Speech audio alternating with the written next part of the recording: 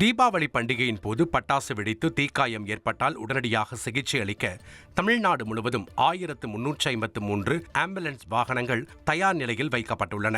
ஏற்கனவே கிராமப்புற பகுதிகளில் 108 ஆம்புலன்ஸ் வாகனத்தின் காத்திருப்பு நேரம் 7 நிமிடங்களில் இருந்து 5 நிமிடங்களாக குறைக்கப்பட்டுள்ளது. இந்நிலையில் கூடுதல் பணியாளர்கள் மற்றும் கூடுதல் ஆம்புலன்ஸ்களை நியமித்து 4 நிமிடங்களில் பாதிக்கப்பட்ட இடத்தை சென்றடைவதற்கு ஏற்பாடு செய்யப்பட்டுள்ளது.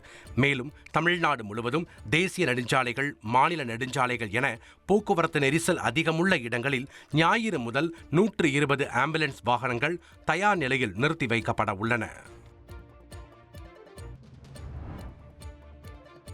கரூர் சம்பவத்தில் பாதிக்கப்பட்டோரின் குடும்பங்களுக்கு ஆறுதலாகவும் ஆதரவாகவும் இருப்போம் என தவிக தலைவர் விஜய் கடிதம் எழுதியுள்ளார்.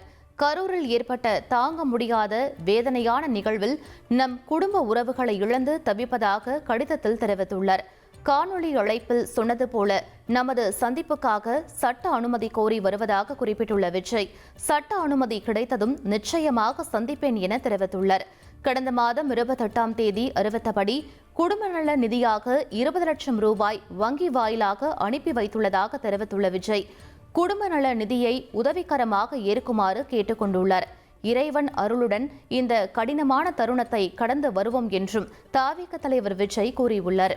உங்கள் தந்திவன் தொலைக்காட்சியில் அரசி தினமும் பிற்பகல் 2 மணிக்கு காண தவறாதீர்கள்.